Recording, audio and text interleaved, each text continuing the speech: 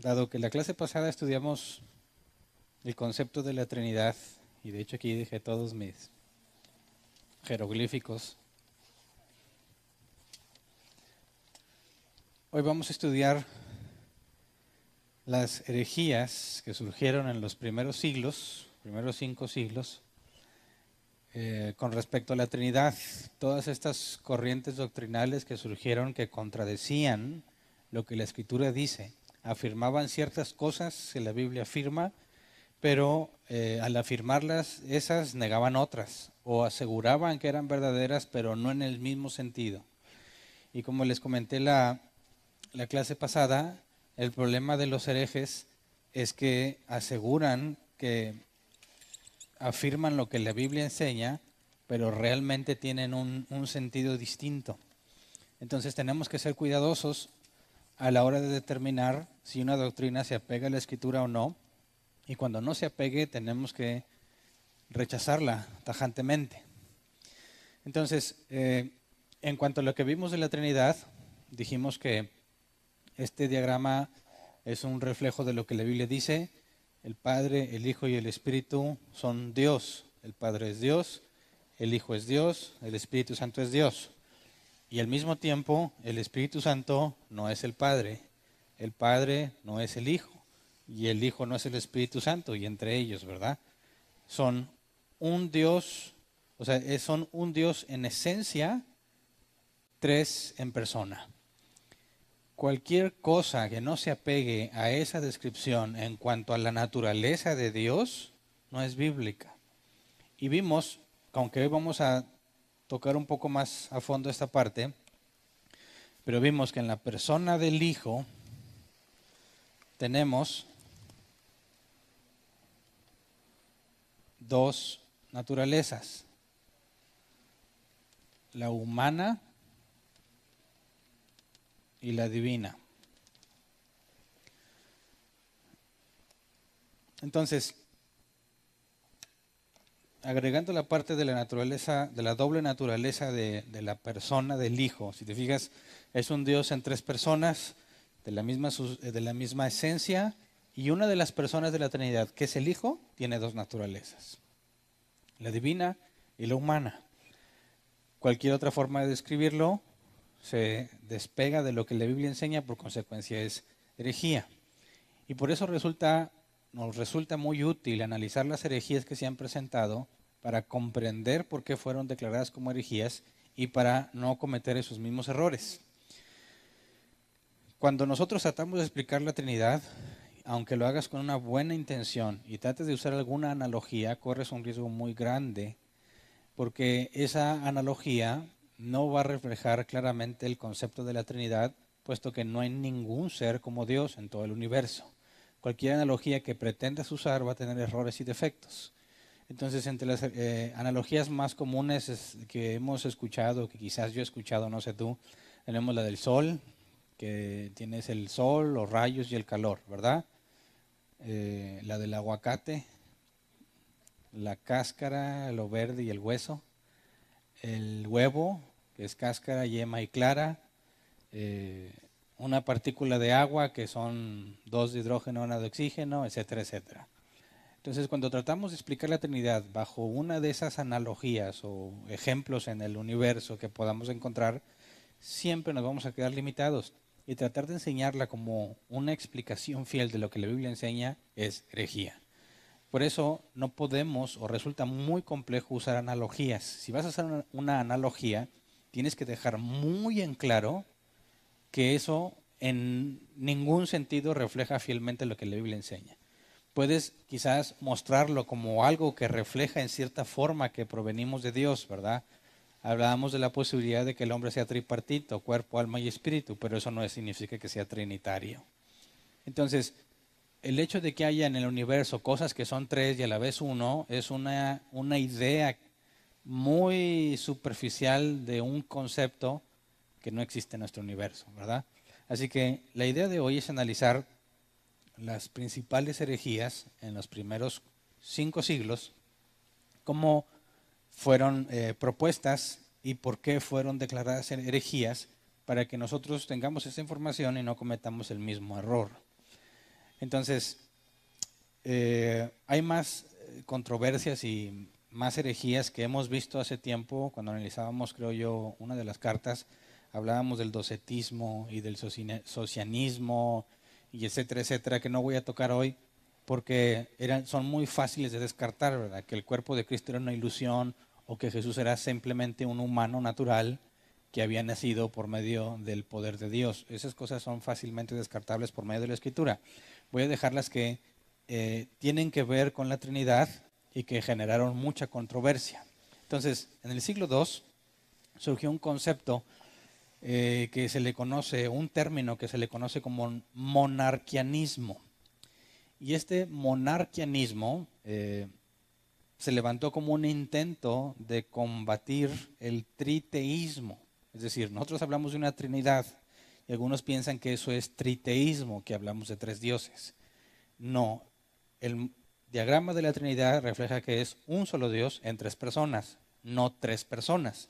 Entonces, Trinidad no es lo mismo que triteísmo. Y para combatir la idea del triteísmo y defender el monoteísmo, ¿se acuerdan que ya vimos que era monoteísmo, un solo Dios? Surgió el monarquianismo. Y el monarquianismo es una palabra compuesta. Mono, que es uno, y arque, que es gobernar. Entonces el monarquianismo es uno solo que gobierna. Están hablando de un Dios que gobierna nada más. ¿Alguien le ve algo malo a eso? Cuando alguien te dice, yo creo en la Biblia y creo en el monarquianismo, hay un solo Dios, un solo monarca del universo.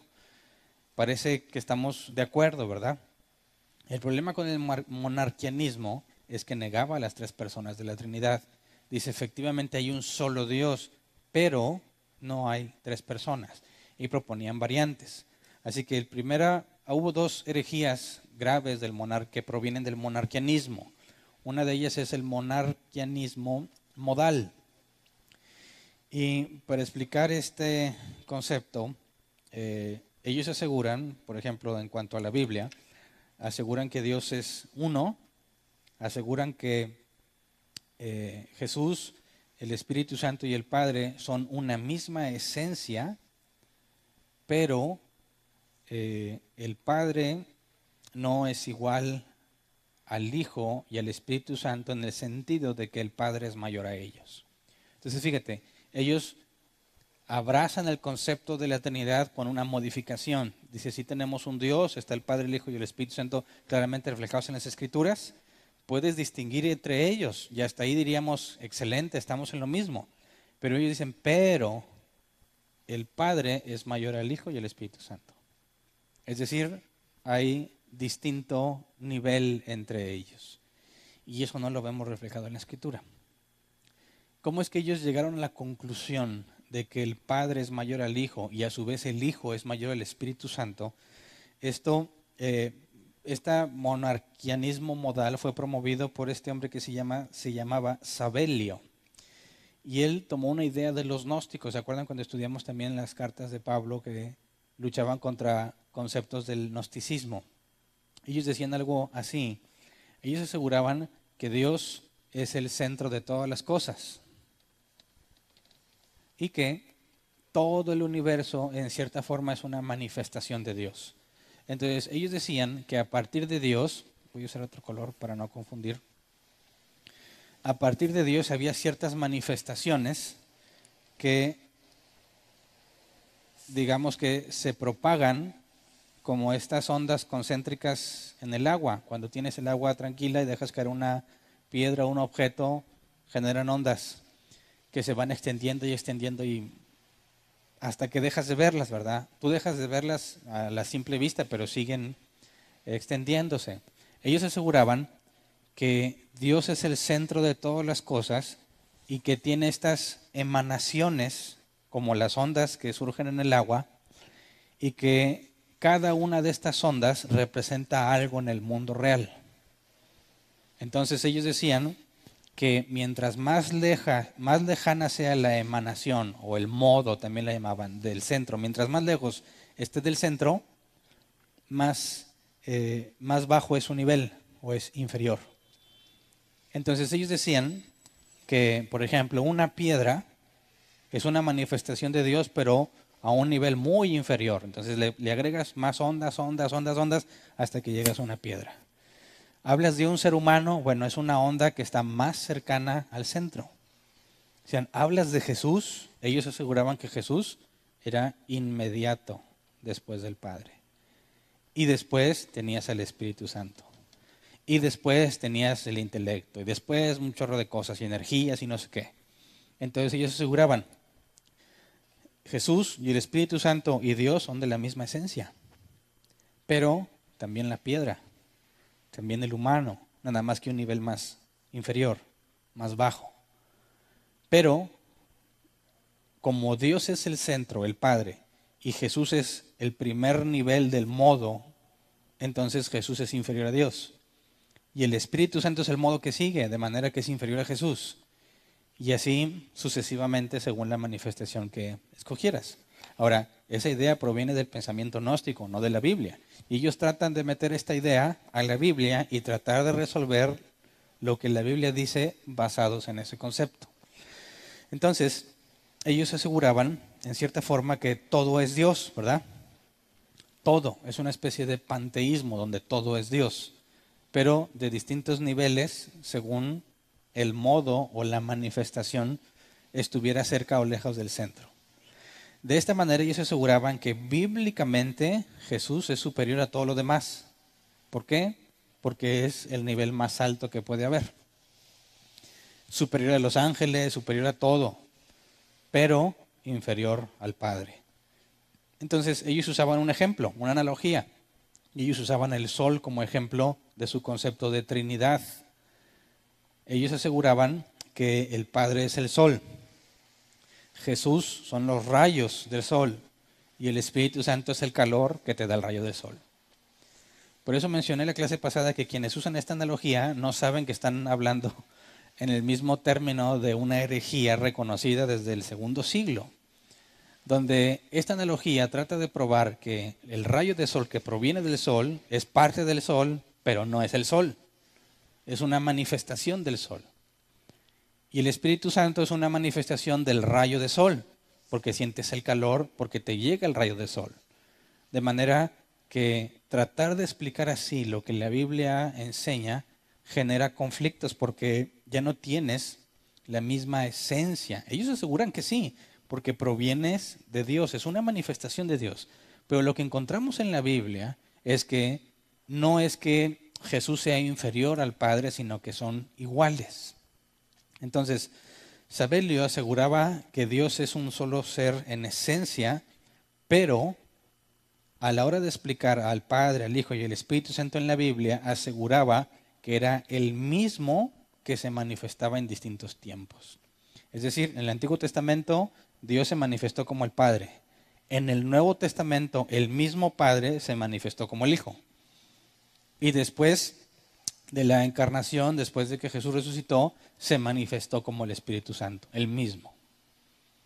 Ahora, eso genera un problema porque tenemos que en el bautismo de Cristo está Cristo, el Padre hablando en el cielo y el Espíritu Santo descendiendo como paloma. Tienes a los tres simultáneamente manifestados en un mismo lugar, en un mismo tiempo, de manera que no tendría sentido esta doctrina del monarquianismo modal. Así que en el año 267 después de Cristo, en el Concilio de Antioquía, fue declarado como herejía. Entonces fíjate bien cómo ellos parecen afirmar lo mismo que la Biblia dice, pero cuando profundizas un poco más en lo que se refieren, te das cuenta que se despegan completamente de lo que la Biblia dice. Utilizar este modelo, esta idea generada por cualquier persona y tratar de aplicarla a la Biblia resulta algo muy grave, porque estás tratando de meter conceptos que la Biblia no enseña.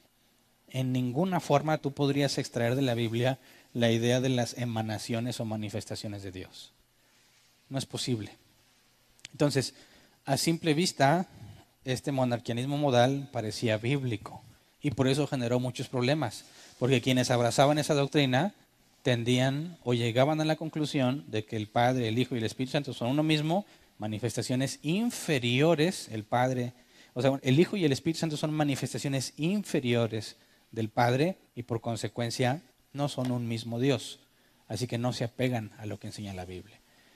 Y quería poner este ejemplo porque la ilustración del sol, yo la conocí desde hace mucho tiempo, se te enseñaba o me la enseñaron como una prueba de lo que la Trinidad es. Y al estudiar esto, pues te das cuenta que está totalmente errada y hay muchos cristianos que la toman como verdadera. Así que así como el sol es una analogía equivocada para tratar de explicar la Trinidad, el aguacate, el huevo, lo que tú quieras, sigue teniendo exactamente el mismo problema. No puede reflejar fielmente lo que la Biblia enseña. Después del monarquianismo modal surgió el monarquianismo dinámico. Y aquí hay un cambio en la ideología.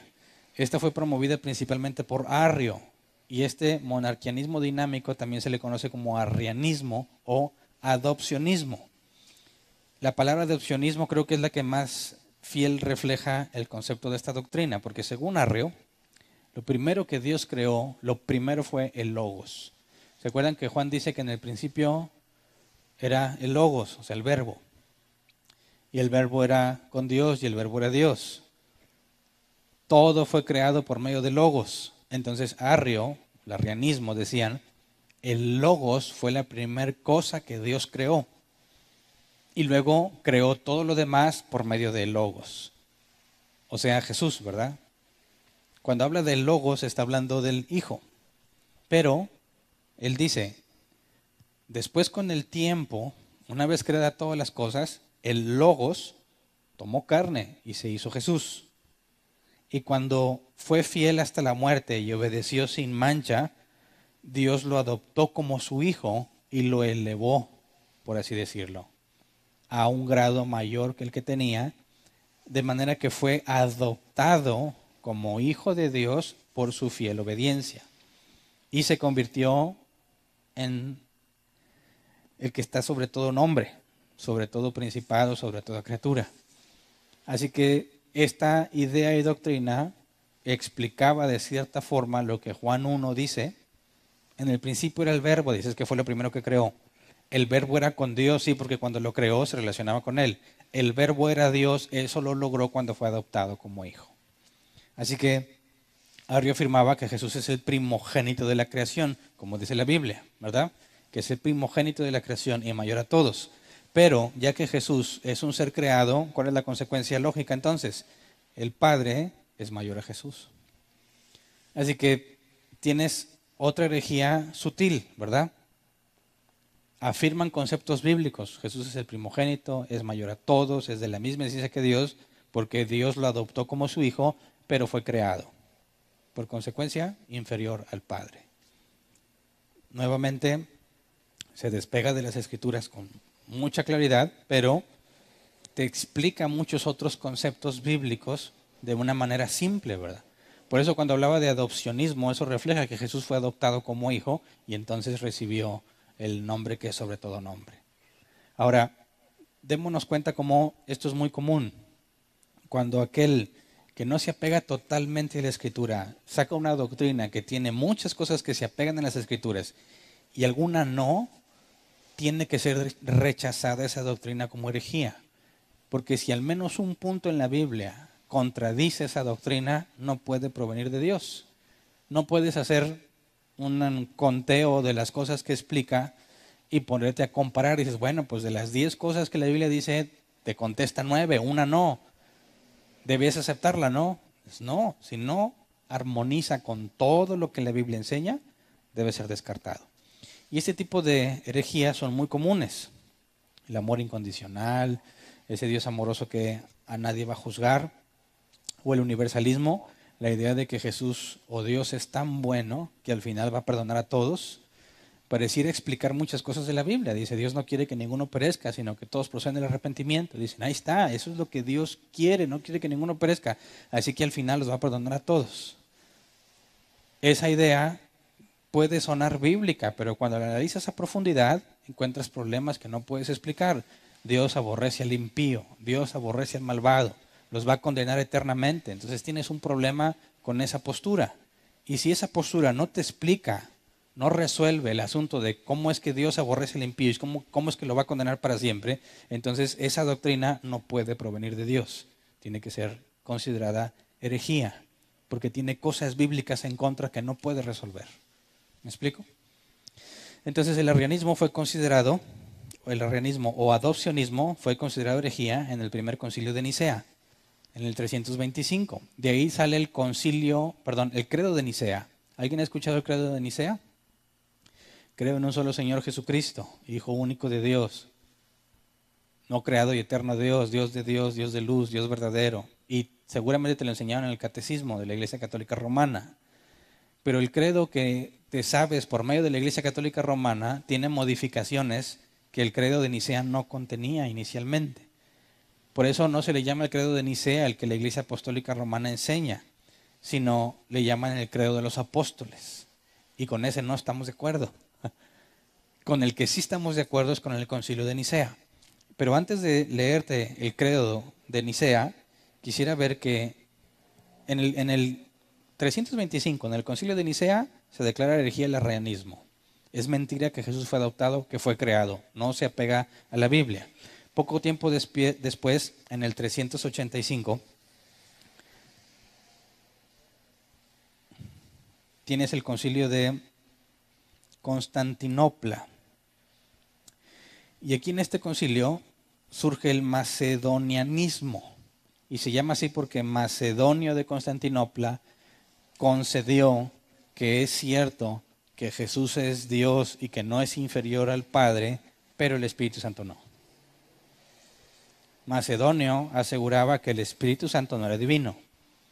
Ahora, cuando tú consideras el arrianismo diciendo que Jesús es un ser creado, y luego ves el macedonianismo que dicen que el Espíritu Santo no es Dios, ese conjunto de doctrinas te da por consecuencia los testigos de Jehová, que enseñan que Jesús fue creado y que el Espíritu Santo es una energía. ¿Verdad? Entonces fíjate cómo los testigos de Jehová, que son muy recientes, salen con supuestamente revelaciones nuevas, fundan una iglesia basada en esa doctrina, y resulta que esas doctrinas desde el siglo III y IV ya habían sido condenadas como herejía, porque no se apega a lo que la Escritura enseña. Entonces el macedonianismo, también llamado herejía neumatómaca, enseña que el Espíritu Santo no es Dios. Entonces, en el concilio de Constantinopla, hacen una modificación al credo de Nicea para contrarrestar la herejía del macedonianismo que enseñaba que el Espíritu Santo no es Dios. Y ese es el credo que generaron, se los voy a leer. Dice, creemos en un solo Dios. Bueno, lo voy a leer y tú me dices si estás de acuerdo con este credo, ¿ok? Dice, creemos en un solo Dios, Padre Todopoderoso, Creador del cielo y de la tierra, y de todas las cosas, visibles e invisibles. Y en un solo Señor Jesucristo, Hijo unigénito de Dios, engendrado del Padre antes de todos los siglos. Dios de Dios, luz de luz, verdadero Dios de verdadero Dios. Engendrado, no creado, siendo de una sustancia con el Padre, por quien todas las cosas fueron hechas, quien por nosotros los seres humanos y para nuestra salvación descendió del cielo, y fue encarnado por el Espíritu Santo de la Virgen María, y se hizo hombre, y fue crucificado por nosotros bajo Poncio Pilato, padeció y fue sepultado, y al tercer día resucitó conforme a las Escrituras, ascendió al cielo, y está sentado a la diestra del Padre, y vendrá otra vez en gloria para juzgar a los vivos y a los muertos, y su reino no tendrá fin. Creemos en el Espíritu Santo, el Señor y dador de la vida, quien procede del Padre y del Hijo, quien con el Padre y el Hijo debe ser adorado y juntamente glorificado, quien habló por medio de los profetas. Creemos en una sola iglesia santa, universal y apostólica. Reconocemos un solo bautismo para la remisión de los pecados y esperamos la resurrección de los muertos y la vida del mundo venidero. Amén. Es el credo de Nicea-Constantinopla. O sea, el de Nicea con la adecuación que se le hizo en Constantinopla para incluir el Espíritu Santo. ¿Estamos de acuerdo con este credo o no? Levante la mano el que no. Déjame te leo la última parte que dice, creemos en una sola iglesia santa, universal y apostólica. Aquí la palabra universal no es la que normalmente se usa a la hora de leer este credo. Aquí la palabra correcta es reconocemos un solo bautismo, creemos en una sola iglesia santa, católica y apostólica. Y eso mete en conflicto a muchos creyentes. Dice, yo no creo que la iglesia sea católica. Dice. Yo no creo que la iglesia sea santa, católica y apostólica, y una sola. Entonces, ahora que le agrego la palabra católica y quito universal, ¿alguien ya no está de acuerdo? Levante la mano. ¿Estamos de acuerdo con este credo o no? Aún agregando la palabra católica, ¿sí o no? Bueno, ¿qué significa católico? Universal, ¿verdad? La iglesia católica, que nosotros le llamamos iglesia católica, no se llama iglesia católica, se llama iglesia católica romana. Y no estamos de acuerdo con la doctrina de la iglesia católica romana. Pero bíblicamente la iglesia es católica en el sentido de que es universal. Hay una sola iglesia distribuida en todo el mundo. No hay más iglesias. ¿Me explico? Cuando nosotros decimos voy a la iglesia o en cuál iglesia vas, ese es un error de concepto que nosotros usamos en nuestro idioma. No es que haya más de una iglesia, no es que haya varias iglesias, hay una sola. Y si yo te preguntara de qué denominación es, ¿qué me contestarías? ¿Es bautista, metodista, presbiteriana, bautista, adenominacional, pentecostal, apostólica, etcétera, etcétera? Hay como 3,000, creo, denominaciones distintas. ¿Cuál es la iglesia verdadera? Bueno, la iglesia verdadera es adenominacional, es decir, no encuentra las denominaciones en la Biblia y está repartida en todo el mundo. Cuando alguien dice yo soy presbiteriano, no está haciendo una nueva iglesia, sino que está marcando una línea doctrinal en cuanto a lo que ellos creen. En cierta forma nos parecemos a los presbiterianos, pero no totalmente. El presbiterio es la palabra para anciano. Los presbiterianos tienen ancianos en la iglesia, nosotros los tenemos, ¿verdad? ¿Qué me dices de los bautistas? Pues los que creen en el bautismo, pues también, y nos parecemos en muchas cosas a los bautistas, a los presbiterianos, a los metodistas, no mucho, pero te aseguro que la mayoría no sabe ni qué onda con todas las que hay, ¿verdad? Yo tuve que investigar, no a mucha profundidad, cuando dijeron, oye, vamos a hacer árbol plantado, ¿y de qué denominación es? Pues quién sabe. Entre tantas que hay, ¿quién sabe? Así que partamos de la Biblia. ¿Cuál es la denominación que hay en la Biblia? No encuentro ninguna. Por eso aquí dice que ellos creemos en una sola iglesia. Cierto, creo en una sola iglesia. La Biblia enseña que hay una sola novia de Cristo, ¿verdad? Que es santa. La Biblia dice que Dios se prepara a sí mismo una iglesia sin mancha, sin arruga. Entonces sí es santa, que es universal. Es cierto, la Biblia dice que redime de todo pueblo, lengua y nación, ¿verdad? Y es apostólica, y también es cierto porque es la que fundó Jesús por medio de los apóstoles. Así que aquí no está hablando de denominación. Y cuando menciona la palabra católica no está hablando de la iglesia católica romana, está hablando en el sentido universal. Y lo que está definiendo de principio a fin, la forma en que describe a Jesús, pone un fin a la controversia de los arrianos y de los macedonianos. Dejan claro que Jesús es Dios de Dios, luz de luz, Dios verdadero de Dios verdadero. Cuando dice engendrado, no creado, ¿a qué se refiere? ¿Cómo es que Jesús es engendrado mas no creado? ¿Alguien? ¿No? Bueno, ¿estás de acuerdo en que fue engendrado o no? Sí, porque nació de María, pero no fue creado, porque Jesús en su naturaleza divina es eterno. En su naturaleza humana fue engendrado. Por eso decimos, la Biblia dice que fue engendrado, es cierto, pero no fue creado por su naturaleza divina. Cada uno de los puntos que el credo de Niceo-Constantinopla dice es bíblico. Y nosotros creemos en que este credo procede de la Escritura, por consecuencia es cierto. ¿No viene en la Biblia este credo? Claro que no. Pero cada uno de los puntos que comenta provienen de la Biblia. Así que estamos de acuerdo y afirmamos la veracidad del credo de Nicea-Constantinopla porque proviene de la Escritura. Es lo mismo que decimos de las 5 solas. No vienen en la Biblia, no las vas a encontrar así, pero provienen de la Biblia y por eso afirmamos que son correctas. Las doctrinas de la gracia igualmente. Entonces, el credo que enseña la Iglesia Católica Romana no es este. Tiene agregados, que bajó a los infiernos, etcétera, etcétera. Por eso se le llama el credo de los apóstoles. Ese no estamos de acuerdo. Pero en el credo de Niceo-Constantinopla es correcto. Y este credo es útil para mantenerte alejado del arrianismo y del macedonianismo. ¿Te fijas bien cómo estas conclusiones a las que llegan los concilios y hacen una afirmación a lo que le llaman un credo es muy útil para mantenerte alejado de las herejías. Es decir, voy a borrar aquí a los gnósticos estos. Cuando tú, supongamos que tú eres o yo, eres un creyente y tiene que estudiar la Biblia, ya vimos que desde el monarquianismo modal, promovido por, déjame decirte el nombre porque luego se me va, porque no es un nombre muy común para mí, Sabelio.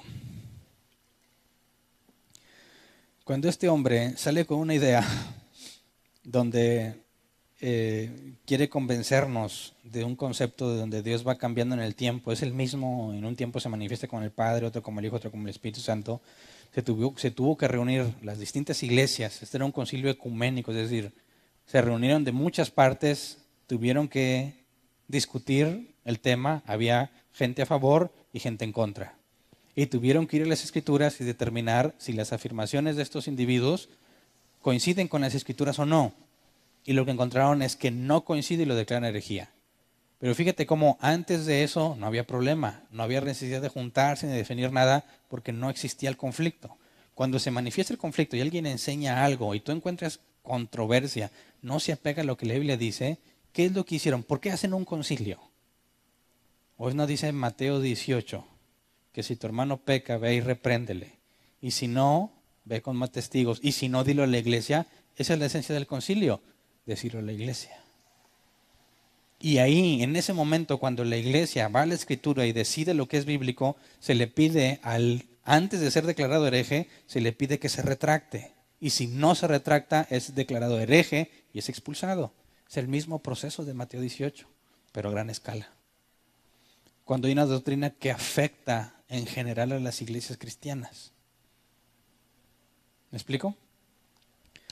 Entonces, cuando este tipo de concilios generan credos o declaraciones o afirmaciones, cuando el cristiano está leyendo la Biblia, corre el riesgo de desviarse. Lo que queremos es que se mantenga enfocado a lo que la Biblia dice. Porque de este lado están las herejías. Y aquí también. ¿Qué es lo que impide que se convierta en un hereje? Estos son los credos.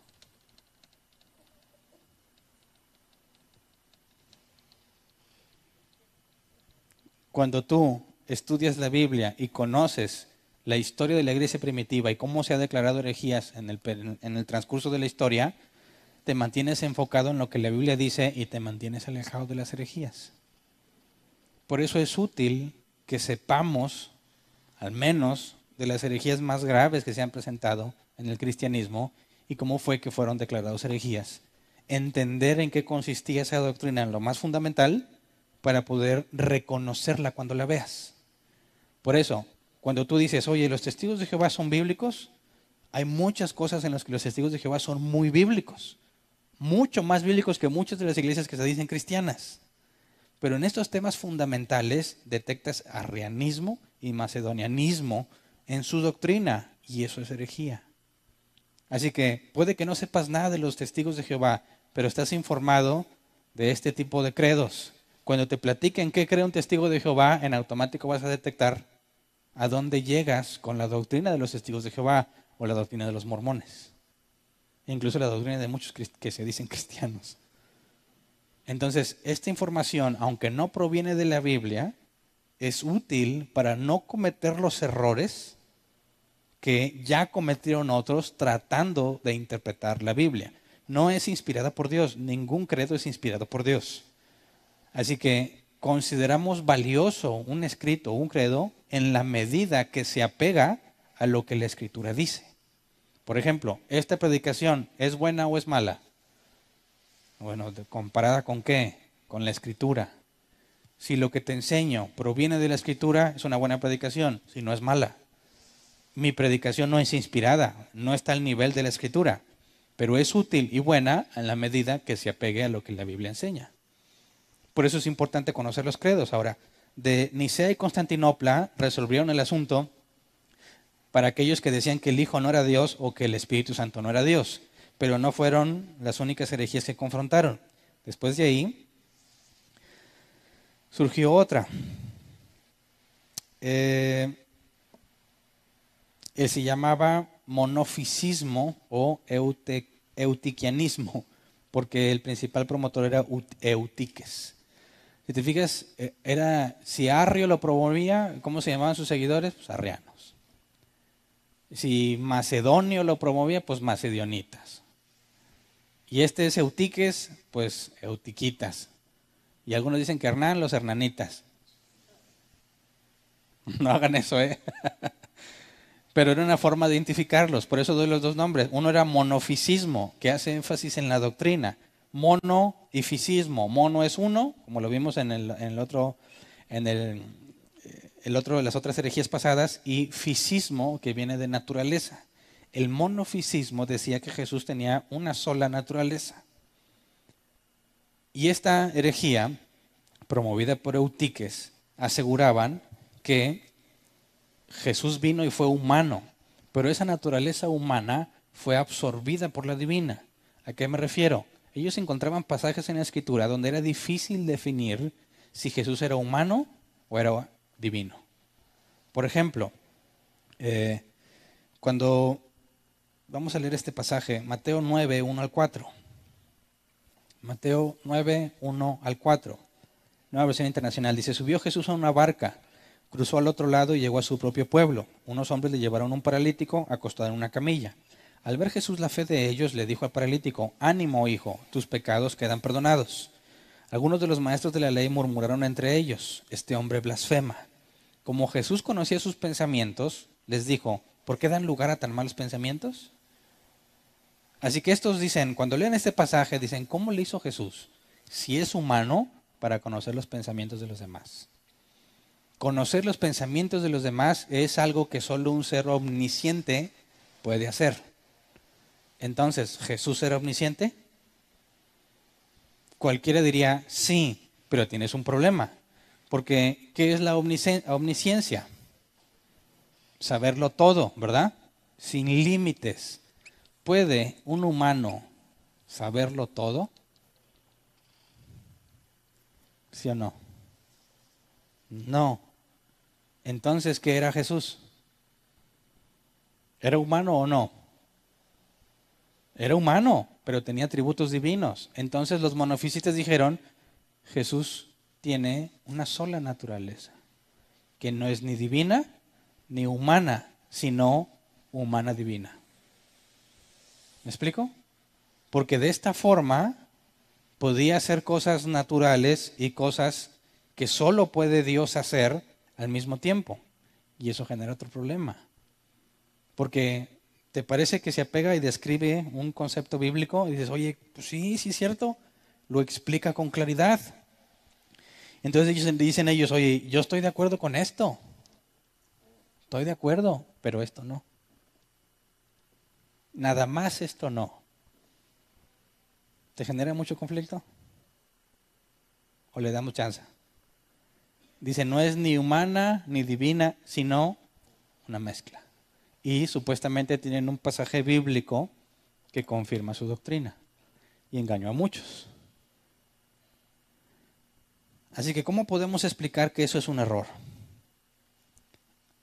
¿Cómo podrías defenderte que no es cierto que Jesús tenía una sola naturaleza? Ya dijimos que tiene dos.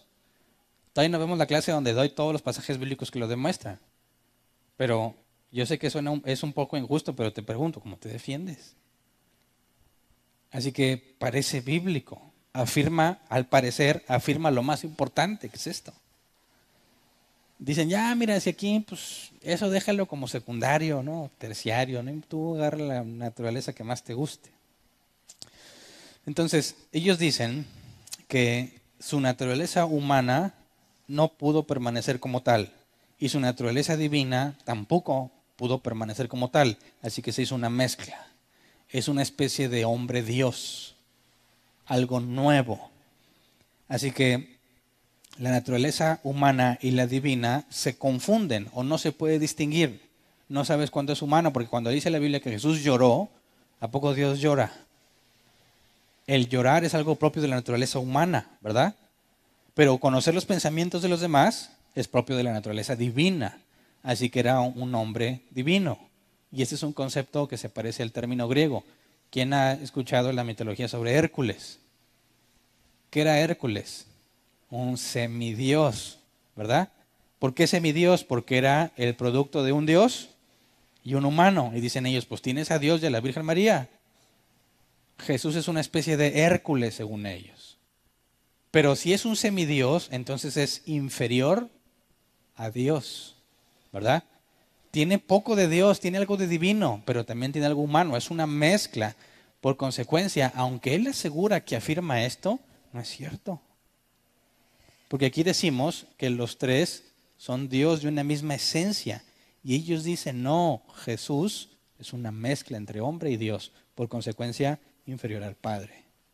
Y ya no te apegaste a lo que la Biblia dice. Además, si Jesús fue un superhombre, ¿cómo puede ser nuestro sacerdote? ¿Cómo pudo haber padecido por nuestros pecados y representarnos ante el Padre? Dejas fuera mucho de la doctrina bíblica del sacrificio expiatorio que Jesús hizo. Así que esto genera un problema, pero ¿cómo resolvemos el pasaje que parece asegurar que Jesús era una especie de humano superhumano?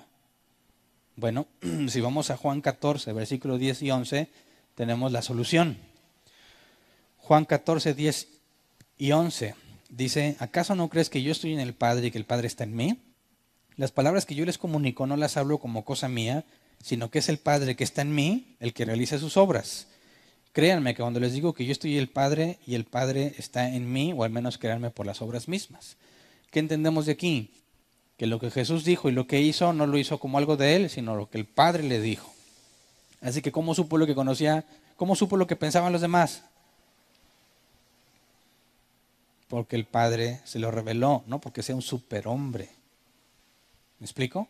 Es decir, la parte divina le da información a la parte humana.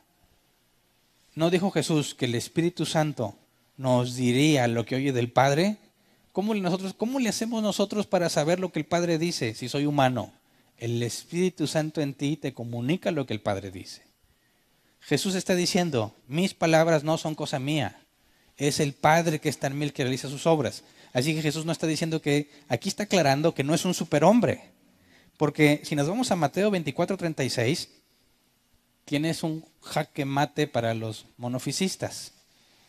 Mateo 24:36 dice, pero en cuanto al día y la hora nadie lo sabe, ni siquiera los ángeles en el cielo, ni el Hijo, sino solo el Padre. Así que si el Hijo es un humano omnisciente, ¿cómo es que no sabe eso?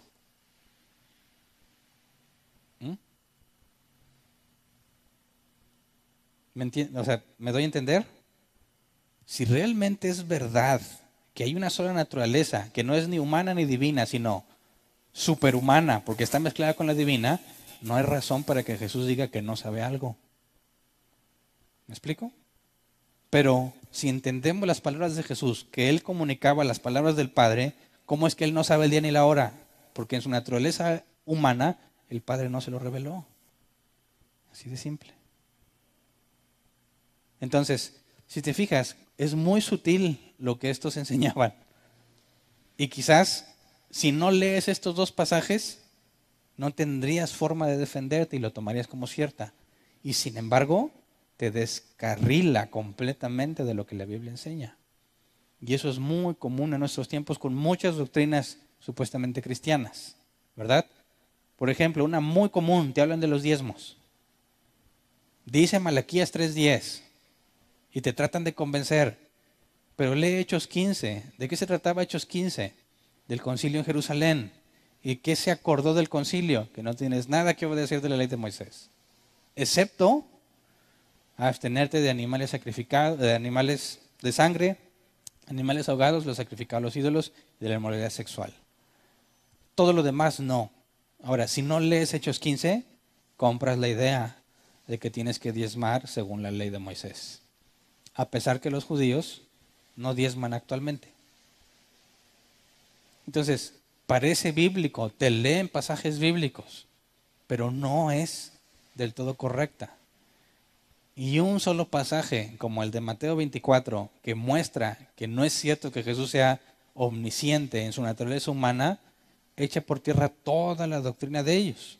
Ahora, cuando surgió esta doctrina del monofisismo, al mismo tiempo surgió otra, que es el nestorianismo. ¿Promovido por quién creen? Nestorio. Nestorianismo promovido por Nestorio.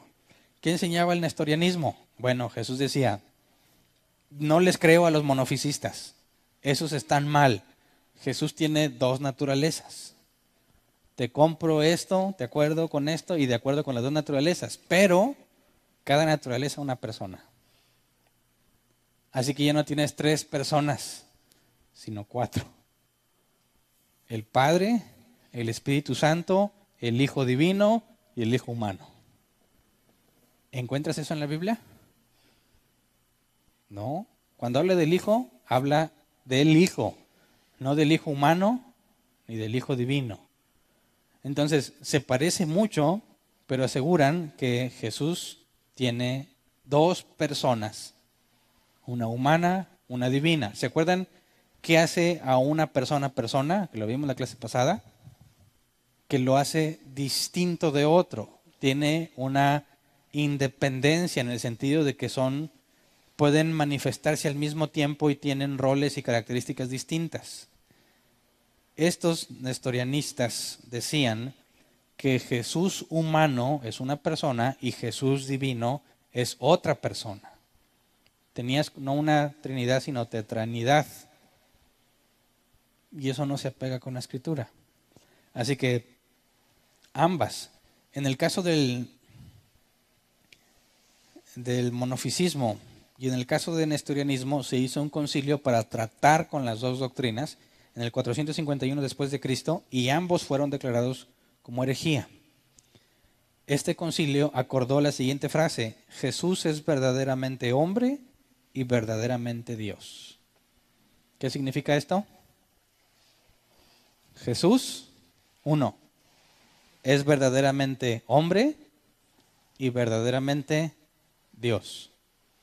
No dice que Jesús el humano y Jesús el divino, no. Jesús es hombre y es Dios, está afirmando las dos naturalezas. Los monofisistas decían que era una sola, con eso contrarrestan. Y cuando los nestorianismos dicen que son dos personas, ellos dicen que es solo Jesús. Pero no es lo único que concluyeron. También dijeron esa siguiente frase que se le conoce como los cuatro negativos. Lo leo como dice, se ha de reconocer a uno solo y el mismo Cristo, Hijo Señor, unigénito en dos naturalezas, sin confusión, sin mezcla, sin división, sin separación, conservando cada naturaleza su propiedad y concurriendo en una sola persona y en una sola hipóstasis, no partido o dividido en dos personas, sino uno solo y el mismo Hijo unigénito, Dios Verbo, Señor Jesucristo. Ahora, fíjate cómo están contrarrestando. Ya analizamos la frase de Jesús es verdaderamente hombre y verdaderamente Dios. Un Jesús es humano y divino.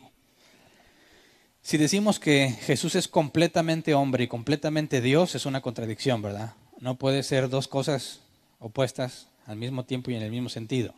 Así que no decimos que era totalmente hombre, totalmente Dios, no. Verdaderamente hombre y verdaderamente Dios. Dos naturalezas, son dos sentidos distintos, no contradictorios. Y cuando dice que se ha de reconocer a uno solo y al mismo Cristo, Hijo Señor, unigénito, le das en la torre al nestorianismo, ¿verdad? En dos naturalezas le das en la torre del monofisismo. Sin confusión, es decir, no puedes confundirte cuál es cuál. Por ejemplo, cuando Jesús lloró, ¿qué naturaleza era? La humana. Cuando Jesús tuvo hambre, humana. Y cuando Jesús dijo, estaré con vosotros todos los días hasta el fin del mundo, la divina. Cuando Él conoció los pensamientos de los hombres, fue la naturaleza divina, no la naturaleza humana. Así que son distinguibles. No te puedes confundir entre una y la otra. Cuando dice sin mezcla es porque no puedes poner atributos divinos en una, ni atributos humanos en la otra. Estos dos puntos, sin confusión y sin mezcla, contrarrestan el monofisismo. Y dice, sin división, sin separación, hace referencia al nestorianismo. No son dos personas, sino una, conservando cada naturaleza su propiedad. Los atributos divinos en la naturaleza divina y los atributos humanos en su naturaleza humana, concurriendo en una sola persona y en una sola hipóstasis. ¿Qué es eso de hipóstasis? Es una palabra griega que proviene de Hebreos 1.3. Vamos a leer Hebreos 1.3, nueva versión internacional. Dice, el cual, siendo el resplandor de su gloria y la imagen misma de su sustancia, y quien sustenta todas las cosas con la palabra de su poder, habiendo efectuado la purificación de nuestros pecados por medio de sí mismo, se sentó a la diestra de la majestad en las alturas. ¿De quién habla aquí? De Cristo, de Jesús. ¿Y qué nos dice de él? Siendo el resplandor de su gloria, es la gloria del Padre, y la imagen misma de su sustancia. La palabra sustancia es hipóstasis o upóstasis, que se traduce como sustancia, estabilidad, garantía. Obviamente estabilidad y garantía no caben en el contexto, así que es la imagen misma de su hipóstasis, de su sustancia. Así que nos está diciendo que Jesús es de la misma esencia que el Padre, de la misma hipóstasis. ¿Qué es lo que está diciendo aquí? Que no es inferior al Padre, es igual al Padre, de la misma sustancia. Así que en esta frase, conservando cada naturaleza su propiedad y concurriendo en una sola persona y una sola hipóstasis, no partido dividido en dos personas, sino uno solo y el mismo Hijo unigénito, Dios Verbo, Señor Jesucristo, lo único que están haciendo es decir en palabras esto. La Trinidad y las dos naturalezas de Cristo en una sola persona. ¿Verdad? Si esto refleja lo que la Biblia dice, cualquier cosa que se desvíe es herejía. Y del concilio de Calcedonia, las dos corrientes, monofisismo y nestorianismo, fueron consideradas herejías. De ahí a la fecha no ha habido ningún otro problema en cuanto a herejías con la Trinidad. Claro que han salido herejías, pero son las mismas gatas revolcadas. Esas mismas nomás les hacen unos pequeños cambios y las proponen como nuevas. Caso más simple es el de los testigos de Jehová. Ahora, hay una corriente que parece que tomó auge en distintos estados de nuestro país. La idea de que el Espíritu Santo es mujer. ¿La habían escuchado? La Sagrada Familia. El Padre pues es el Padre, el Hijo pues es el Hijo y el Espíritu Santo, dicen pues es la mamá. Entonces enseñan que el Espíritu Santo es mujer. Y ellos van a la Biblia y dicen, no, la Biblia dice que es mujer y que la palabra hebrea se puede traducir como mujer. Y bueno, ¿qué respondemos ante esa idea de que el Espíritu Santo es mujer? Bueno, ¿de dónde viene la idea de hembra a macho? ¿De la creación? De la reproducción, ¿verdad? ¿Tú crees que en la naturaleza que vemos en el universo, hembra y macho, procede en el caso de la Trinidad? ¿Puedes decir que el Padre es hombre o es mujer? ¿De dónde sacas la idea que algo que es eterno, que no puede haber otro, ¿me explico? Que no puede reproducirse, no puede crear otro Dios, necesitas dividir entre hembra y macho? Si los ángeles, que ni se casan ni se dan en casamiento, son asexuales, ¿qué te hace pensar bíblicamente que le puedes poner atributos de género al creador de todas las cosas? A la primer causa no causada. La verdad es que es absurdo tratar de poner atributos de la creación en el creador de todas las cosas. Sin embargo, parece que tomó mucho auge. Y me he encontrado videos donde defienden, según ellos, bíblicamente que el Espíritu Santo es mujer. Pero me parece que es absurdo. Y quien les compra la idea realmente está en dos casos. O ignora a profundidad las Escrituras o está nuevecito. No sabe nada. conoció de Dios por medio de la aplicación del evangelio que ellos hacen y así le enseñaron. Pero en cuanto estudie las escrituras se va a dar cuenta que es absurdo tratar de humanizar al creador de todas las cosas. ¿Qué otras ha habido recientes? ¿Alguien sabe de otro concilio reciente? El Espíritu Santo como mujer no genera la necesidad de un concilio. Es absurdo en lo más simple. Pero sí ha habido casos en los que se hizo necesario el revisar en una especie de concilio de información. Y aquí he hablado yo de uno de ellos. Ya se me fue el nombre. Concilio de Chicago, de la inerrancia bíblica, en el 79, si no me equivoco. Y hace meses que estudiamos la parte de las escrituras, les leí y estudiamos la parte del acuerdo que se llegó en Chicago en cuanto a la inerrancia bíblica. Porque empezó a enseñarse en muchas iglesias que la Biblia tenía errores y no había problema en eso. Y se definió y se generó un documento donde tú puedes, como cristiano, como iglesia, estar de acuerdo o rechazar el documento que generaron. Nosotros estamos de acuerdo. Todo lo que dicen en cuanto a la inerrancia y la infalibilidad es bíblico. Es consecuencia lógica, como la estudiamos en la revelación especial. La autoridad que proviene o que tiene la escritura es porque es la palabra de Dios. Sin embargo, hay quienes no entienden ese concepto y la tratan como si fuera cualquier cosa. Pero hay una más reciente, el Tratado de Nashville. ¿Alguien lo ha escuchado? ¿No? Hay que leer más. El Tratado de Nashville es sobre el punto, la postura que el cristianismo tiene contra el homosexualismo. Declaran bíblicamente que la homosexualidad es pecado y te dan referencias. No a mucha profundidad, pero ponen una postura bíblica. Y es una invitación para que las iglesias que se dicen cristianas se declaren a favor o en contra del Tratado de Nashville. Lo estoy estudiando para ver después comunicárselos y que estén enterados a detalle para no decir cosas que no esté afirmando ese tratado, pero no le he encontrado nada que no sea bíblico. Y de hecho aclara lo que muchas iglesias cristianas afirman, lo aclara como negativo, como antibíblico cuando dicen que no tiene ningún problema en que haya matrimonios homosexuales en la iglesia y que la iglesia los case. Nosotros no tenemos ese contexto. Allá en Estados Unidos un pastor tiene capacidad legal para formar un matrimonio. Aquí no, ¿verdad? Aquí nada más es una ceremonia significativa, ¿verdad? No hace nada, no establece ningún convenio en la sociedad. En Estados Unidos sí, y se generará el conflicto si un pastor cristiano podía casar a una pareja homosexual por la autoridad que tiene para establecer ese tipo de contrato legal. Y se generó mucha controversia porque hay muchas iglesias cristianas que aseguran que no tiene de malo, tienen pastoras lesbianas casadas con mujeres de la iglesia y pastorean la iglesia. Ya tienes un conflicto con que sea una pastora. Ahora agrégale que es lesbiana y que está casada y que se dicen cristianos y que afirman la inerrancia bíblica. Se tuvo que hacer este tipo de tratado para dejar en claro la enorme contradicción que ellos tienen en cuanto a su doctrina, a pesar de que aseguran que son bíblicos. Entonces, quisiera que entendieras que el cristianismo siempre va a estar en conflicto con las ideas de cualquier persona que trate de humanizar a Dios.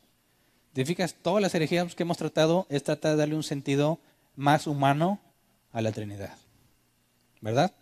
Tratar de ponerle jerarquías o negar o poner personas, quitar personas, no es divino, uno sí, uno no. Están tratando de hacerlo más comprensible a la mente humana. Y eso genera un problema bíblico. No puedes comprender en su totalidad lo que esto representa. Es un misterio. Pero un misterio no significa que es imposible. ¿Qué es un misterio? Algo que no sabes, así de simple. ¿Algo que no sabes significa que es imposible? No, simplemente ahora no lo sé. Quizás lo sepa después. Pero el hecho de que sea un misterio no lo hace imposible. Entonces, hay misterio en esto. No sabemos exactamente cómo está porque es imposible comprenderlo. Pero es razonable, es lógico, no es contradictorio. Y la Biblia lo enseña. No hay nada que nos lleve a descartarlo como algo real. Entonces, tenemos que tener mucho cuidado y tenemos que ser serios a la hora de defender la doctrina bíblica. no tratemos de utilizar el amor cuando se trata de determinar si una doctrina se apega a la Biblia o no. Tienes el amor y la unidad, y hay quienes deciden el amor antes que la unidad. Pero primero es la unidad antes que el amor. Tienes la Torre de Babel. Eran todos como un solo hombre, muy unidos, ¿verdad? Pero no tenían la verdad. ¿Qué hizo Dios con toda esa unión y amor que se tenían? Lo deshizo. Ese es el ejemplo más claro que la verdad está por encima de la unidad y del amor. Primero es la verdad, luego la unidad. Hay cosas que no son negociables. Y cuando alguien asegura que tiene verdad bíblica, pero no se apega 100% a la Escritura, no puede ser tolerado entre nosotros. Tiene que ser confrontado. Y si no se arrepiente, tiene que ser declarado hereje y expulsado. Así que, tanto en el término local como en el global que ha sido de los concilios, se requiere que estemos poniendo mucho cuidado a cualquier tipo de doctrina que nos quiera asegurar que explica o que está respaldada por la Biblia. Si no lo hacemos así, nosotros mismos vamos a ser, número uno, responsables por no haber predicado la verdad. Y tú podrás decir, bueno, pues a mí no me afecta, yo sé la verdad. Es cierto, a lo mejor a ti no te va a afectar. Pero ¿qué me dices de todos aquellos que no saben y son engañados? ¿Te pones a pensar en ellos? Todos aquellos que no tienen cómo defenderse porque nadie se los ha enseñado. Y tú que lo sabes, no haces nada por ayudarlos. Así que muchas veces no va a ser pensando en nosotros que nos metemos a refutar y a examinar la doctrina a profundidad para declarar la herejía. Muchas veces no va a ser la motivación en nosotros mismos, sino en todos aquellos que no saben lo que tú sabes y que a menos que tú lo hables y lo digas, no tienen esperanza para librarse de ese error. Así que hay una responsabilidad puesta sobre nosotros con respecto de nuestros hermanos. En la prosperidad, toda esa doctrina errada, hay cristianos verdaderos que aún no saben que todo eso que les enseñaron está mal. Entre los legalistas de ciertas denominaciones hay cristianos verdaderos que no se les ha enseñado de la gracia. Y los que enseñan la hipergracia de que Dios te perdona sin condiciones y Dios ama a todos, no se les ha enseñado la justicia divina. Y si tú entiendes la justicia, la gracia, y entiendes lo que la Biblia enseña, no te puedes quedar callado. Por amor a tus hermanos, tienes que enseñar la Biblia. ¿Verdad? Así que hay más herejías. Me parece que estas son las más graves, las más importantes y las que más se parecen a lo que nos rodea, a las doctrinas que andan entre nosotros o nuestra cultura, en nuestro contexto histórico. Entendiendo estas y apegándonos a la Trinidad y a la... ¿Se acuerdan que les llamé el domingo? De ahí del concilio de Calcedonia salió la hipóstasis de Cristo. Esa es la unión hipostática.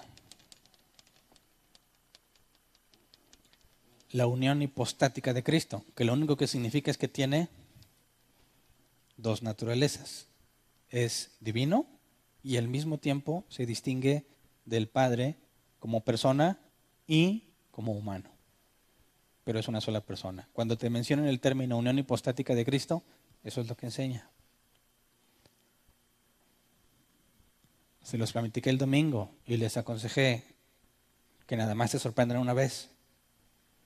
¿Alguien, desde que mencioné el domingo, estudió qué era la unión hipostática? Qué bueno para los que sí estudiaron y tomaron el consejo, ¿verdad? Pero para los que no, déjame decirte algo. ¿Qué pasaría si yo menciono algo así, la unión hipostática, y tú dices, está bien? Y luego te presentas en una oportunidad donde alguien inconverso o cristiano que no sabe te hace una pregunta sobre las naturalezas de Cristo y la unión hipostática, ¿qué le dirías?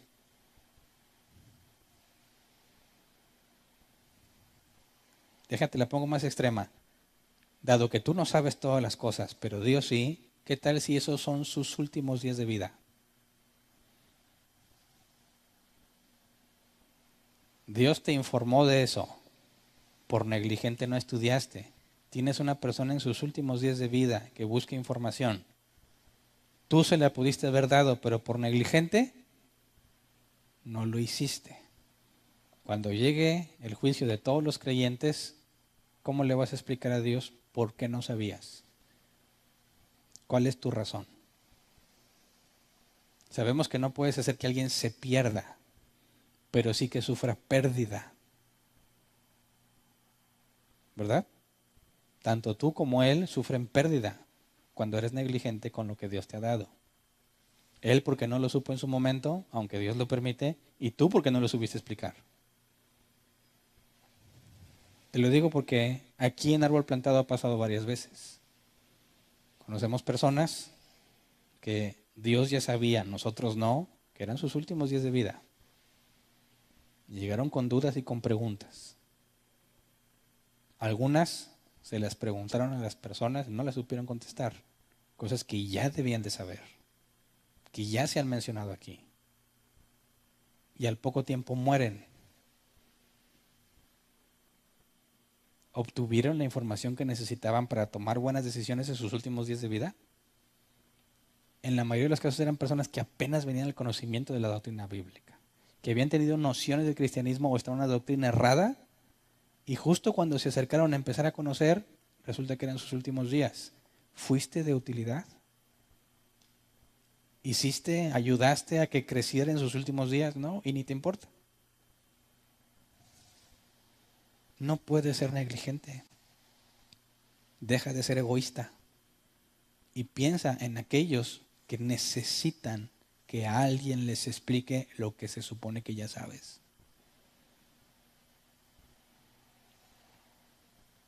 Ama a tus hermanos que están en ignorancia, que no tienen forma de saberlo. A ti se te ha dado el conocimiento. Yo te lo he dicho, te pongo en una situación difícil. Cada que vengo yo y te enseño algo que no sabías, tienes más responsabilidad.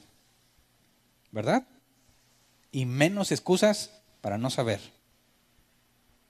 Así que hagamos lo que nos corresponde. ¿Quieres ser usado por Dios? Estudia. Te aseguro que cuando Dios te muestra un punto, tema que no comprendes, es porque quiere que lo estudies. Dentro de poco, eso te va a ser útil para servir a otro, para ayudar a otro o para resolver tus propios problemas. Y te lo digo por experiencia, la negligencia cuesta. Porque a la hora que dices, y esto ya lo había escuchado, pero no lo quise estudiar, desaprovechas excelentes oportunidades para tomar decisiones correctas o para hablar de Dios a otras personas. Así que no dejes que te pase. Ya escuchaste esto, estúdialo, profundízalo. ¿No te quedó claro? Pregunta, pero aprovecha bien el tiempo para que seas útil. Que vamos a ponernos de pie, vamos a orar.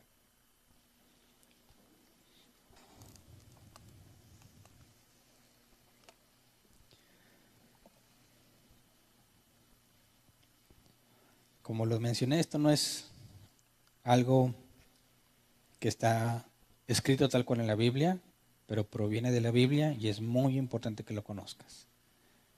Profundiza un poco más en las herejías.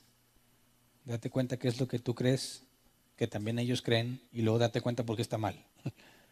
Y te aseguro que lo que aprendas en eso jamás se te va a olvidar. Hay que saber distinguir entre lo genuino y lo clonado. Y en cuanto a la escritura, es fundamental. Así que pidámosle a Dios eso. Si no tienes tiempo y se te complica, pídele a Dios que te haga el tiempo y te aseguro que te lo va a hacer. Te va a empezar a quitar cosas que no debieran estar. Pero te advierto, si le pides eso, Dios no juega. Dios no te ignora cuando hablas con Él. Cuando le dices, Dios, quítame lo que me estorba para poder hacer lo que tú quieres, te aseguro que te lo va a quitar.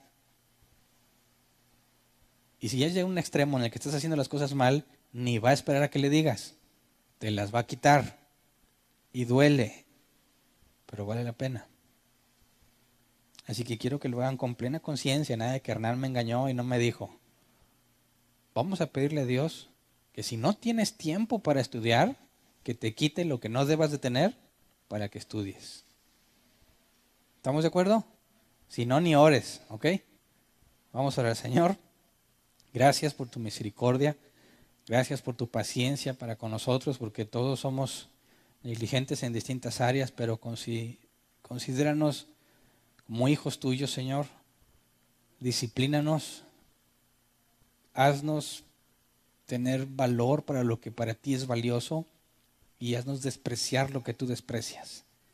Que ninguno de nosotros esté dándole valor a algo que tú desprecias. Que ninguno de nosotros esté considerando valioso aquello que para ti no es valioso. Alinea nuestros valores con los tuyos, Señor. Que realmente podamos ser como aquellos que Jesús mencionaba en su parábola, que aquel que arando encontró un tesoro escondido y fue y vendió todo lo que tenía para comprar ese campo y quedarse con el tesoro. Señor, concédenos entender el valor de la diligencia en el estudio de tu palabra. Quita lo que estorbe para que podamos estudiar, Señor. Quita lo que no es necesario o indispensable y que nos consume el tiempo y nos distrae de lo más importante. Quita de nuestras vidas todo aquello que consideras que no vale la pena, todo aquello que nos distrae del verdadero valor que es conocerte a profundidad, escudriñar tu palabra y deleitarnos en lo que nos has dicho. Señor, haz los cambios necesarios en nuestras vidas para que podamos crecer en conocimiento. Y no en un sentido egoísta, simplemente pensando en nosotros, sino que podamos hacerlo por todos aquellos nuestros hermanos que están en una doctrina equivocada y que no hay quien les explique. Por todos aquellos hermanos nuestros que están padeciendo por tratar de defender la verdad y que no acaban de comprenderla totalmente. Por nuestros hermanos que se sienten incómodos por la doctrina que escuchan, pero no saben cómo demostrar que es incorrecta. Por nuestros hermanos que están totalmente confundidos porque nunca les enseñaron la verdad bíblica. Señor, pon en nosotros el querer como el hacer, para que cuando nos pongamos a estudiar, no tengamos en mente solamente nuestro beneficio, sino poder serles de utilidad a todos aquellos que ansían conocer la Biblia, pero que no se las han enseñado, que no han escuchado de la verdad bíblica, que no tienen las herramientas para estudiar, que no tienen el conocimiento para profundizar. Concédenos en tu misericordia ser usados por ti para llevar luz a aquellos que la anhelan, para llevar el conocimiento de ti revelado por medio de las Escrituras de manera fiel y precisa, tal como tú lo has dicho y nos los has mandado, Señor. Gracias de antemano porque sabemos que tú eres fiel y que si somos hijos tuyos nos disciplinarás para que hagamos lo que más conviene. Gracias de antemano. Amén. Pueden sentarse. Pasamos a la sección de preguntas. Si tienes una pregunta, levanta tu mano y te llevan el micro. ¿Alguien? Adelante.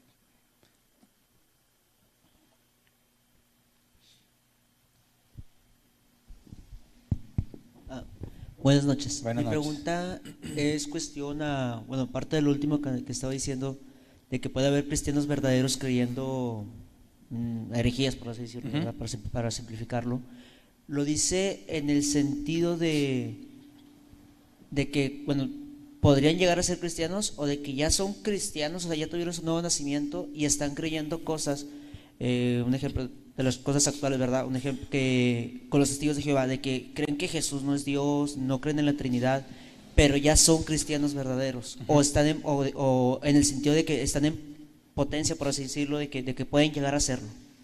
No, son cristianos verdaderos porque Ajá. nacieron de nuevo, Okay. pero dado que la santidad es gradual y es un proceso, están en una etapa donde aún no saben. Okay. Ahora, es muy distinto aquel que finge ser cristiano y que tiene una doctrina errada, Ajá. o aquel que finge ser cristiano porque tiene la doctrina correcta, pero no la vive. Yo hablo de aquellos que nacieron de nuevo y que la única información que reciben son falsa doctrina. Y como es lo único que han recibido y como está mezclado con doctrina verdadera, la creyeron. No tienen cómo discernirla, no hay nadie que les explique que está en un error y honestamente tratan de hacer en sus vidas lo que les enseñaron porque creen que es bíblico. A esos me refiero. Vale. Y esos, entre esos, me cuento yo hace mucho tiempo. Sí, es que en sí yo, un ejemplo, escucho mucha gente que tiene como que, su fecha, recuerdo muy bien su fecha de nuevo nacimiento y para mí es difícil porque cuando me preguntan, porque yo empecé con los testigos y yo decía, pues no sé cuál decir, ¿verdad? Porque pues yo empecé con los testigos, yo creí que fue mi nuevo nacimiento, pero pues yo tenía ideas que Jesús no era Dios y cosas así. Y luego ya después, ya cuando empecé pues a estudiar la Biblia con el cristianismo, por eso batallaba y por eso ahorita lo que dijo como que me... Sí, porque piénsalo así, el eunuco etíope a quien Felipe se acercó, ¿qué postura teológica tendría? ¿Qué tanto sabía de la divinidad de Cristo? ¿Qué tanto conoció de la persona de Cristo y su mensaje? ¿Conocía el tema de la Trinidad? ¿El ladrón en la cruz? Ahora, ¿los descartarías como nacidos de nuevo porque no sabían? No, claro que no. No. Ese es el punto. Yo, este 6 de octubre pasado, tengo 21 años de que nací de nuevo. Pero los primeros 13 estuve totalmente engañado. Había cosas ciertas, cosas que sí eran bíblicas y muchas no. Pero el 6 de octubre del 96, Dios me cambió radicalmente. Y con toda la fe que tenía y las ganas, traté de vivir lo que me enseñaron. Y 13 años después, me di cuenta que estaba mal. A esos cristianos me refiero. Perfecto, muchas gracias. ¿Alguien más? Buenas noches. Buenas noches. Ahí comentó algo sobre el credo.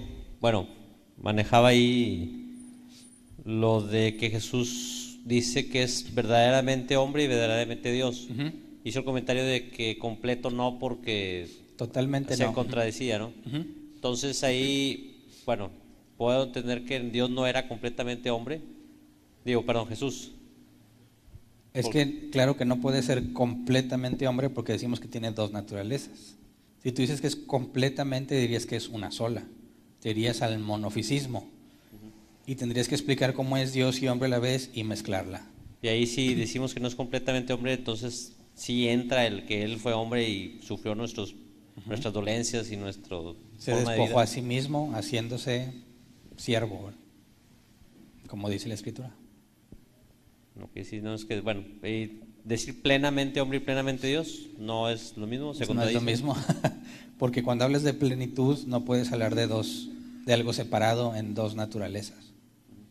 Ok, la otra pregunta, pusieron aquí un versículo de Juan, creo que es capítulo 10. Se habla de que las cosas que yo hago, dice Jesús que las cosas que yo hago, bueno, y dice, ¿acaso no crees que yo estoy en el Padre y que el Padre está en mí? Las palabras que yo les comunico no las hablo como cosa mía, sino que el Padre que está en mí, el que realiza sus obras. Ahí, bueno, comentaba que Dios se comunica con nosotros o nosotros entendemos lo que Dios nos dice por medio del Espíritu Santo. En el caso de Jesús, ¿Él también tenía el Espíritu Santo o era una unión más directa, por así decirlo? En este caso nosotros tenemos el Espíritu Santo como el intermediario, el consolador, dice Jesús. Jesús no necesita algo de ese tipo porque Él tiene una naturaleza divina. Así que por eso Jesús no dice que el Espíritu Santo que está en Él y le dijo lo que el Padre dice, sino que el Padre y Él son uno. Y a eso se refiere con que en su naturaleza humana lo que Él sabe o dice proviene de la parte divina que es el Padre. Él es omnisciente y le revela lo que está pasando, pero no le reveló todo, como el caso del día y la hora en la que va a venir. Entonces ahí el Espíritu Santo no entra en la persona de Jesús. No, porque es una persona distinta. El Espíritu Santo es distinto al Hijo. Bueno, sí, pero vaya, a lo que es, el Espíritu Santo no le revelaba las cosas a Jesús, era directamente Dios. Debería ser directamente. Tienes el Espíritu Santo viniendo sobre él, ¿verdad? Para darle, desde su naturaleza humana, poder para hacer los milagros y las señales que hacía, ¿verdad? Por eso es que es el Espíritu Santo desciende sobre él. Pero él no necesita, por las propias palabras de Jesús, él puede hablar directo con el Padre. El Padre y él son uno, cosa que nosotros no podemos decir. La única forma en la que nosotros podemos saber lo que el Padre nos dice es por medio del Espíritu Santo, que ha sido mandado a nosotros para preservarnos, por nuestras limitaciones, que Jesús en su naturaleza divina no requiere. Entonces cada vez que oró Jesús fue en su naturaleza divina. En su naturaleza humana. Para que el Padre lo escuche no hay ningún problema porque Él es omnipresente. Pero Jesús en su naturaleza humana estaba limitado geográficamente, temporalmente, en el espacio limitado, pero al hablar el Padre no tiene ningún problema en escucharlo. Gracias.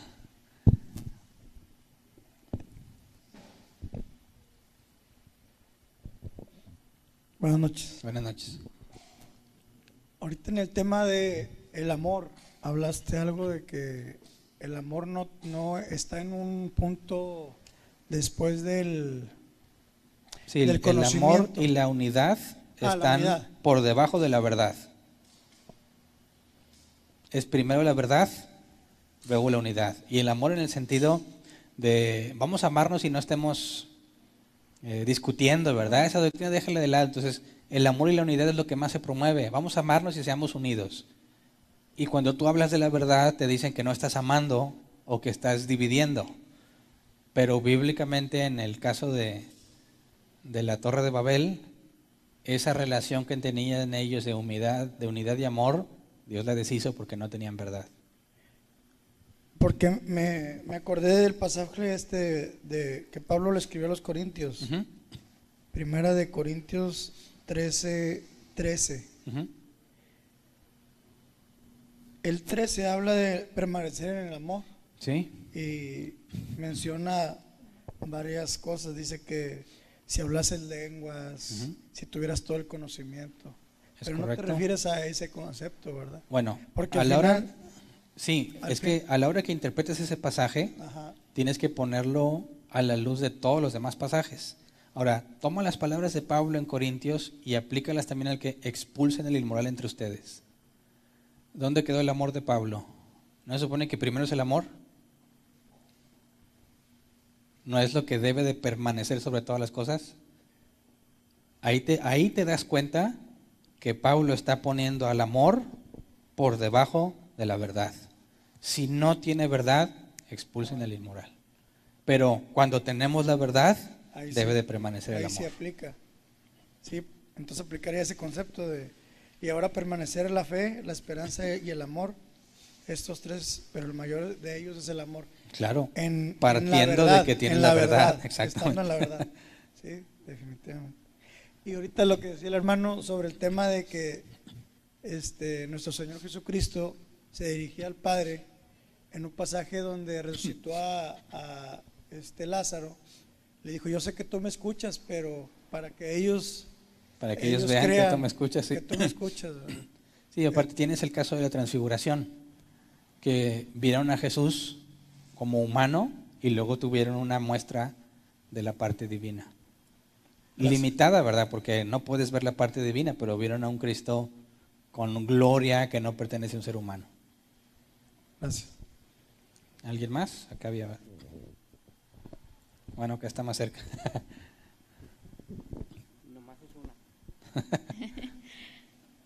Hace un momento cuando mencionaban de personas que nacieron de nuevo, pero aún pues hay ciertas cosas que están en ignorancia. Y también haciendo la relación con una de las herejías que decían que si el Espíritu Santo era mujer, ahí me queda la duda, bueno, siempre he tenido la duda de a qué se refiere realmente la blasfemia contra el Espíritu Santo. No sé si eso puede ser tomado como una blasfemia o si también, por ejemplo, en las iglesias en donde la gente se tira al piso, se revuelca y todo eso. Sí, Ok. eso que se le atribuyen al Espíritu Santo también puede ser tomado como una blasfemia, o exactamente a qué se refiere, porque sé que significa que atribuirle al Espíritu Santo algo que no es, pero no sé qué tan cerrado o específico es Ujú. esa parte. Pues mira, ahí es complejo porque si tú analizas el contexto, las personas que están asegurando que es por medio de Satanás que Jesús echa fuera demonios, cuando Jesús habla de la blasfemia contra el Espíritu Santo es el contexto de personas que están muy preparadas, que se dicen muy santas, muy justas y que desprestigian la obra de Dios. Eso es distinto a una persona ignorante que hace las cosas porque así se las enseñaron. De entrada ya no tienes la misma situación, ¿verdad? Acá tienes a los fariseos o a los saduceos expertos, toda su vida instruidos, que aseguran que algo no es de Dios. Y en nuestro contexto no aplica bajo ninguna circunstancia el mismo nivel de conocimiento que un fariseo tenía. Así que el hecho de blasfemar contra el Espíritu Santo no puede ser meramente el decir algo que está mal, sino que tienes que partir de cierta iluminación que ya tienes y luego asegurar que algo está mal.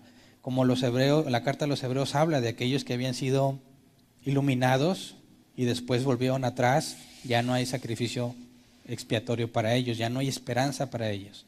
El caso de Judas, dices, el pecado ese es imperdonable porque no hay forma en que ellos puedan ser alcanzados porque teniendo el conocimiento lo despreciaron.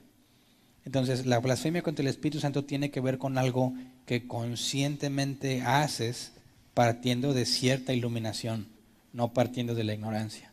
Pero no hay certeza para clasificar las actividades y determinar si es blasfemia o no. Habría que analizar todo el contexto por lo cual una persona está asegurando que el Espíritu Santo hace algo que el Satanás hace algo que el Espíritu Santo está haciendo y determinar, como estamos muy limitados con el tiempo, si realmente fue blasfemia o no. Porque si Jesús le hubiese dicho así, tal cual los pasos, no habría problema, pero no lo dijo. Sí, Ahora, por eso me quedaba la duda. en cuanto a los que se tiran y eso, pues yo andaba ahí. Sí, yo de niña también iba a una iglesia de esas, por eso luego no se me hacía raro, pero ya ahora sí lo veo raro. Ok. Pero sí me quedaba la duda, si por ejemplo alguien que mencionaba eso de que si el Espíritu Santo era mujer, pero si realmente entonces era una persona nacida de nuevo y había cometido esa blasfemia porque se dice que es el único pecado que no se va a perdonar, entonces ahí como que no acomodaba eso. Pues mira, si eso fuese y lo hiciste y estás aquí y tienes un cambio radical en tu vida y entiendes la Escritura y avanzas, entonces no era la blasfemia contra el Espíritu Santo. Y también podemos decir que entonces una persona que fallece así como el ladrón que estaba en la cruz, o sea, aunque pudo haber estado equivocado en su doctrina, pero al ser elegido, aunque estaba en ignorancia, pues ya es salvo. Es que mira, si la salvación es un don de Dios y Él te la dio, ¿cómo le puedes poner restricción en cuanto al nivel de conocimiento que debe tener para saber si se salvó o no? O sea, cuando Dios hace nacer de nuevo a alguien, puede ser la persona más ignorante, como Saulo de Tarso, que todo el conocimiento que tenía era equivocado, como el ladrón en la cruz, como el eunuco etíope, que no entendía nada de la Biblia. Y seguramente si tú le preguntas a ver la Trinidad, pues no, te va a decir que no sabe y te va a creer lo que tú digas. Pero eso en nada cambia el hecho de que Dios le haya regalado la justicia. ¿Me explico? Gracias. Ahora, un verdadero hijo de Dios no va a permanecer mucho tiempo ahí, ¿verdad? Mis ovejas oyen mi voz y me siguen, dijo Jesús. Entonces es cuestión de tiempo para que salgan de esos lugares. Buenas noches. Pastor, uno en esencia, tres en personas. Tres en persona. En ese sentido, podríamos decir que somos unitarios en esencia. Somos unipersonales. Digo, usando la palabra de unitarios, podríamos decir, somos ¿Sí? unitarios en esencia. Una esencia, una persona, aunque el término esencia no aplica para nosotros. ¿Que te acuerdas que la esencia es algo que nunca deja de ser? Es algo que siempre es. Nosotros no tenemos esencia en ese mismo concepto. Me refiero a Dios, pero en cuanto a personas que se dicen ser que unitarios y trinitarios, o sea, podríamos decir, llegando a esa manera de explicarlo, de uno en esencia, Bueno, tres en persona, en nuestro ¿podríamos caso, decir que somos, en esencia somos unitarios? En el mismo concepto filosófico, no. Nosotros diríamos somos uno en existencia y una persona. Porque Pero- nosotros no tenemos el ser, sino que existimos. No refiriéndonos a nosotros, pastor, refiriéndonos a Dios. Nosotros la posición o la postura. O sea, como nos has explicado, que hay personas que son unitarios. Ok. O sea, en ese sentido podríamos decir que nuestra apreciación, por así llamarlo, si nos queda más claro de esa manera, de que decimos uno en esencia, refiriéndonos a Dios, tres en persona, podríamos decir que en ese sentido somos unitarios en esencia, no nosotros, Dios. No, porque el término unitario elimina las personas. Sí, el término comúnmente empleado para unitario, ¿a eso te refieres? Individual sería, porque cuando hablas de unitario ya hablas más allá de ser uno. Descarta lo de las tres personas. Como Sí. que el mencionar unitario ya deja Sí, deja ya de estás lado hablando a en las términos personas. teológicos que contradicen la Trinidad. Entonces, Dios es uno, Sí, como muy pero cerrado. su unidad no es singular, sino compuesta. De preferencia mejor no decirlo ni en ese sentido. Por eso Trinidad y ya. Estas herejías, pastor, en cierto sentido tenían algo de verdad. Ujú. O sea, el arrianismo y el monarquismo, algo así, o sea, en cuanto a... Puede haber pasajes en la Biblia, como creo que lo explicaste, que les pudieran dar la razón en cierto sentido, Ujú. pero no en una manera completa, ¿verdad? En un contexto bíblico completo. Todas estas total. herejías que vimos partieron, según ellos, de la Biblia. Bueno, no según ellos, podríamos encontrar pasajes que pudieran que parecieran apoyar sus posiciones, como por ejemplo respecto al monarquismo, vamos a decirlo así, a la sumisión, ¿verdad?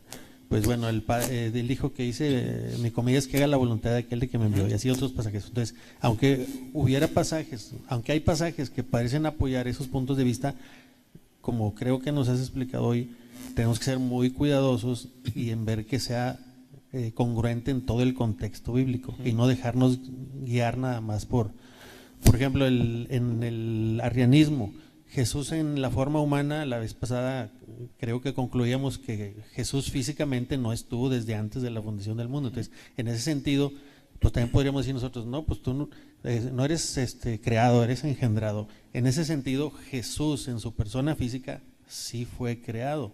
Entonces, en esa parte el arrianismo pudiera tener cierta razón. Jesús en su persona física. A eso me refiero. O sea, estas personas se valieron de ciertos versículos que parecen ser ciertos para apoyar sus enseñanzas, ¿verdad? Que ahora les llamamos herejías. Pero En parte. pero en parte, así es. O sea, por eso debemos de tener mucho cuidado. Sí, de forma incompleta. De forma incompleta, así es. El credo de Nicea, pastor, no era la intención el que después, no sé si fueron los romanos los que después lo hicieron como una vana repetición, o porque mencionaste que luego ya los romanos lo modificaron, algo así, pero en un principio ese mismo que nos leíste también se empezó a hacer como después uno lo llegó a conocer, de una repetición, una repetición, una repetición. Porque aunque pudiéramos decir, oye, pues sí estamos de acuerdo y parece que todo lo que dice es bíblico, pero de ahí a que las personas lo comiencen a repetir como simples animalitos, esos como pericos que repiten las cosas, o sea, ¿qué sentido tendría? ¿Cuál es tu opinión? Es que se hace, o sea, hay varios conceptos a considerar. Número uno, si no has nacido de nuevo, de nada te va a servir ni los credos ni la Biblia, ¿verdad? Para el que nació de nuevo, si no conoce Biblia, no le sirve el credo. Pero el que nació de nuevo y estudia la Biblia, los credos le son útiles. Y no los tiene que estar repitiendo. No, porque la idea es que si ya conoces la Biblia y luego te aprendes el credo, sabes que ese credo te lleva a mantenerte en los límites que la Biblia tiene, de manera que no confíes en el credo, sino en la Biblia. Y el credo es útil en la medida en que refleja lo que la Biblia enseña. Esta parte no me quedé con duda, pastor, respecto a la naturaleza divina de nuestro Señor Jesucristo. En algún momento mencionaste algo así como que el conocimiento que él tuvo acerca de los pensamientos de las otras personas era porque Dios se lo reveló, algo así entendí. Pero luego al final mencionaste que, bueno, él lo conocía porque era su parte divina la que tenía ese poder, vamos a decirlo así, o esa omnisciencia. Entonces ya no me quedó claro si Jesús en su parte divina era omnisciente, o era porque Dios Padre se lo revelaba, no que él fuera omnisciente, porque él tenía control sobre la naturaleza, echaba fuera demonios, perdonaba pecados. Entonces, todo eso, si lo hizo en su naturaleza divina, ¿por qué no pensar en su omnisciencia, en esa parte también divina que él tenía? Esa parte me quedó un poco... Porque tienes que considerar también que no sabe el día y la hora en el que va a venir, solo el Padre.